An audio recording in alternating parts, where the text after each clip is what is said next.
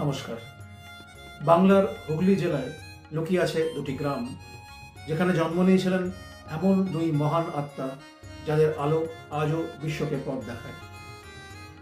সবুজ মাঠ, কাঁচা রাস্তা আর শান্ত পরিবেশে ঘেরা একটি গ্রাম কামারপুকুর।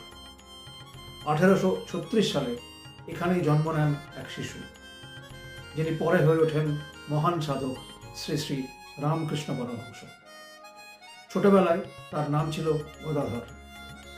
গদাধর অন্য শিশুদের মতো ছিলেন না। মন্দিরের ঘণ্টাধ্বনি শুনলেই তিনি যেন অন্য জগতে হারিয়ে যেতেন।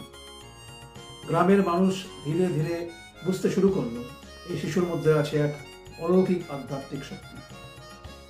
আজ কামারপুকুর শুধুই একটি গ্রাম নয়, এটি একটি পবিত্র তীর্থস্থান। কামারপুকুর থেকে অল্প দূরে আরেকটি ছোট্ট গ্রাম জয়রামবাটি। 1853 সালে এখানেই জন্ম নেন সারদা দেবী। ভক্তরা তাকে বলেন শ্রী শ্রী মা।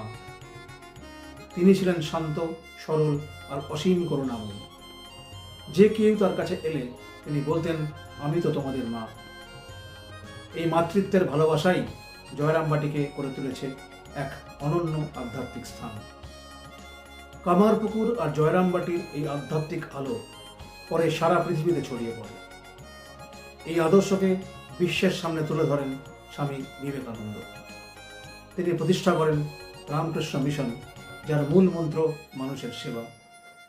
আজ এই মিশন বিশ্বের বহু দেশে শিক্ষা, স্বাস্থ্য ও মানব কল্যাণের কাজে যুক্ত।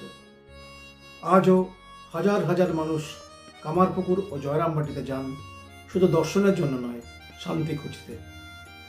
মন্দিরের প্রার্থনা, গ্রামের শান্ত পরিবেশ আর আধ্যাত্মিক ইতিহাস মানুষকে মনে করিয়ে দেয় মহানতা সবসময় শহরে জন্মায় না, কখনো কখনো তা জন্ম নেয় ছোট্ট গ্রামের মাটিতে।